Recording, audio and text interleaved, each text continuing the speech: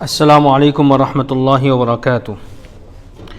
آج کے خطبے کا عنوان ہے اللہ سے وفا۔ الحمدللہ والصلاۃ والسلام علی رسول اللہ، اما بعد۔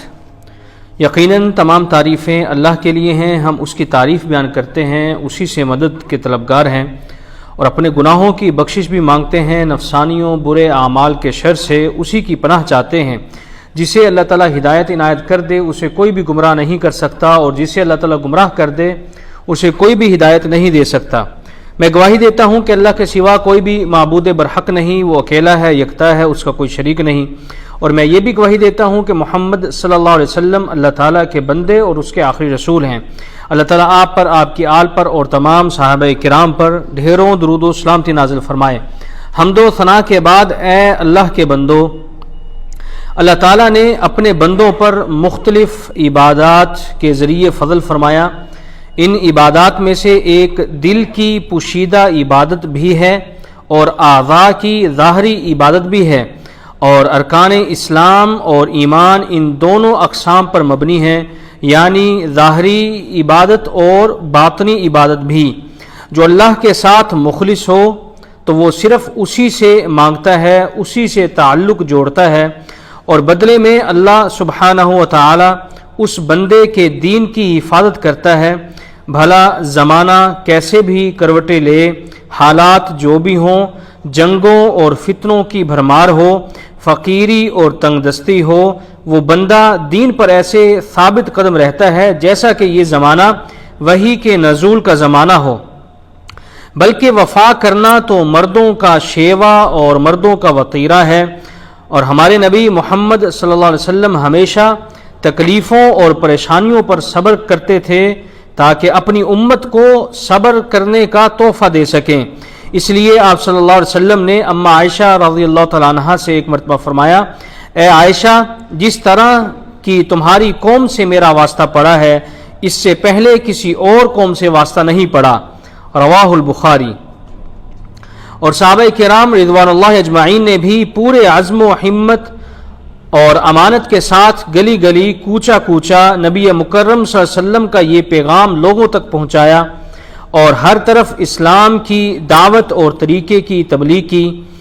اس لیے تمام مسلمانوں پر واجب ہے کہ وہ نبی اکرم صلی اللہ علیہ وسلم کے حقوق کو پہچانیں اور ان حقوق کو ادا بھی کریں، اور اسی طرح صحابہ سے بھی محبت کا تقاضا یہ ہے کہ ان کے راستے کو اختیار کیا جائے اور ان کی اتباع کی جائے۔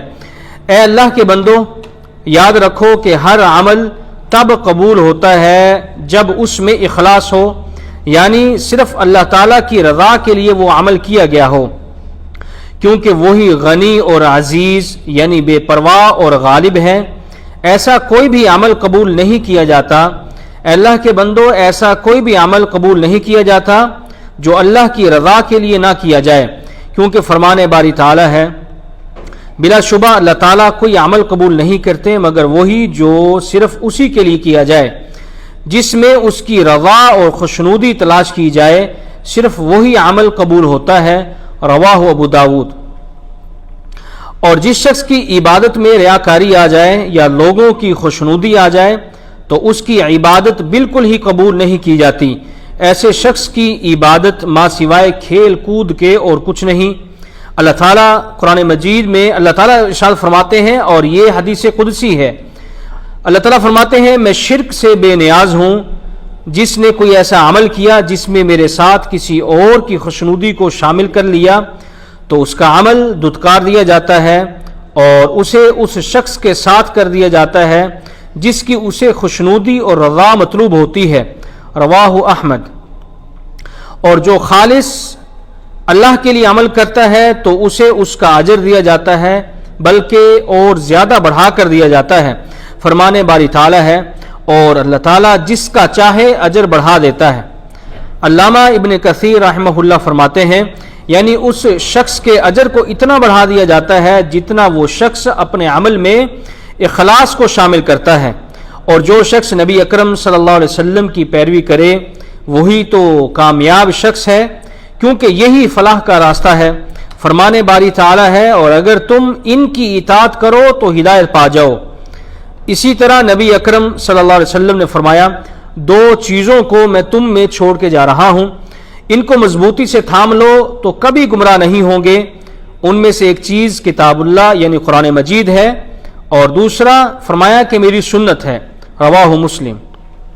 بلا شبہ نعمتوں میں دوام کثرت شکر سے ہے، اور جس نے عبادت ادا کی، اللہ کی حمد بیان کی، تو اللہ تعالیٰ بندے کے لیے عبادات کو آسان بنا دیتے ہیں، اور مزید اس عبادت پر اسے ثواب بھی عطا کرتے ہیں۔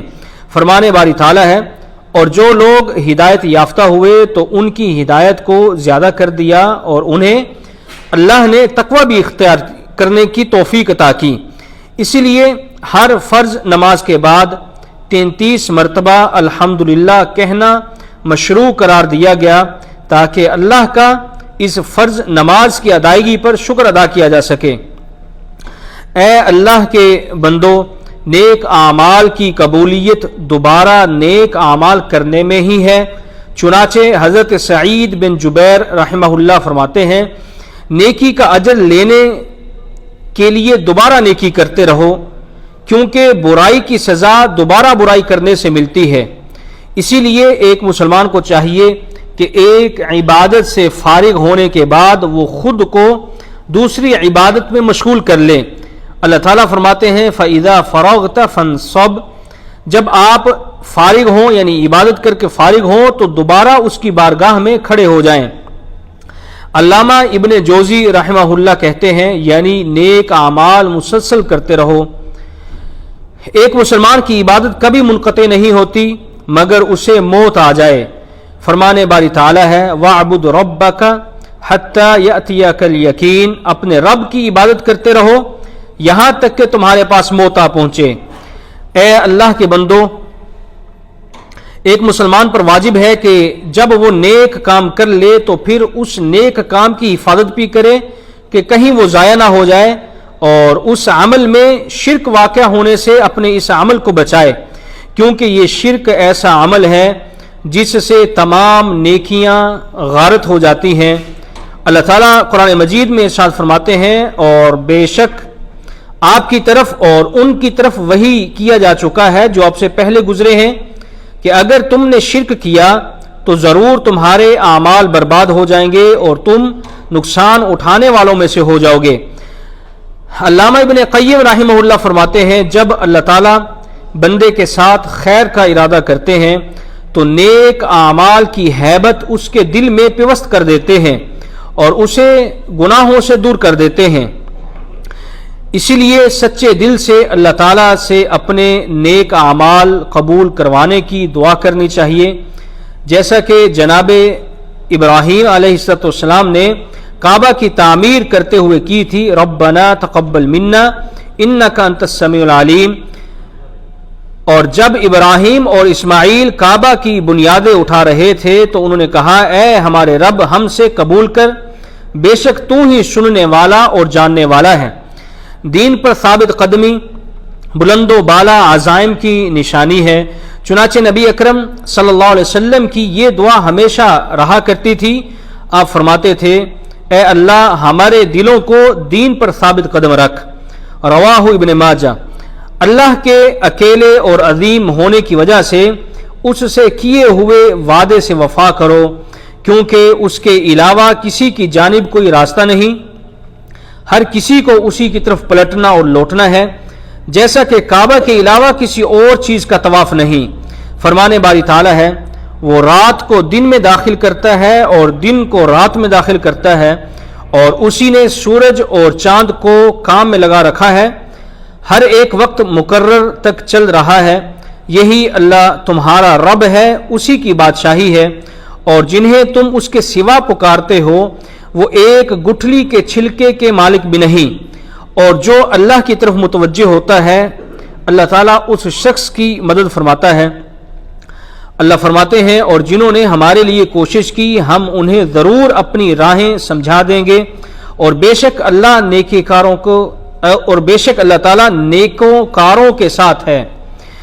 اے اللہ کے بندو، بلا شبہ میت جو قبر میں چلی گئی، لوگوں نے قبر کے سپرد کر دیا، وہ نہ تو کسی ایک شخص کو کوئی فائدہ پہنچا سکتا ہے اور نہ نقصان، بلکہ اس کا دوسروں سے کوئی تعلق اور واسطہ باقی نہیں رہتا، بلکہ اس میت کی مغفرت کے لیے اور اس کی رحم کے لیے، اس پر رحم کے لیے شریعت میں دعا مانگنے کا ہمیں حکم دیا گیا ہے، نہ کہ اس میت سے کوئی چیز مانگنے کا، کیونکہ فرمان باری تعالی ہے اور اللہ کے سوا ایسی چیز کو نہ پکارو جو نہ تیرا بھلا کرے اور نہ برا، پھر اگر تو نے ایسا کیا تو بے شک ظالموں میں سے ہو جاؤ گے۔ اے اللہ کے بندو، وہ شخص کامیاب و کامران ہو گیا جس نے اپنے رب کی اطاعت کی، نبی اکرم صلی اللہ علیہ وسلم کے راستے پر چلا، اپنے نفس کا محاسبہ کیا، بھلائی کے حصول میں جلدی کی اور ہمیشہ نیکیاں کرتا رہا، کیونکہ فرمان باری تعالی ہے، اے ایمان والو، اللہ اور اس کے رسول کا حکم مانو اور سن کر اس سے منہ مت پھیرو۔ اے اللہ کے بندو، وہ شخص عذاب سے چھوٹ جائے گا، وہ شخص قیامت والے دن عذاب سے چھوٹ جائے گا جس نے خود کو اللہ کے سامنے جھکا دیا اور اس کی کتاب پر عمل کیا اور دین پر استقامت سے ڈٹا رہا، دین میں غور و فکر کرتا رہا، اللہ کے گھروں میں با جماعت نماز ادا کرتا رہا اور لازمی وہ دوسروں کو اس دین کی حکمت اور واعظ کے ساتھ دعوت دیتا رہا۔ اس لیے ضروری ہے کہ آپ اپنے نبی علیہ الصلوۃ والسلام کی سنت کو لازم پکڑو اور اپنے رب کے لیے مخلص ہو جاؤ اور اپنے بھائیوں کو اور مسلمانوں کو ہمیشہ نفع پہنچاتے رہو، ان کو ایسا علم سکھاؤ جو انہیں نفع دے اور دینی امور میں ان کی رہنمائی کرے، شاید کہ اللہ تعالیٰ آپ کی وجہ سے کسی ایک شخص کو ہدایت عنایت کر دے تو وہ آپ کے لیے سرخ اونٹوں یعنی قیمتی ترین اونٹوں سے بھی زیادہ بہتر اور افضل ہوگا۔ اللہ تعالیٰ میرے لیے اور آپ سب کے لیے قرآن مجید کو خیر و برکت والا بنائے، مجھے اور آپ سب کو اس قرآن مجید کی آیات سے مستفید ہونے کی توفیق عطا فرمائے۔ سبحان ربک رب العزت عما یصفون والسلام علی المرسلین والحمد للہ رب العالمین۔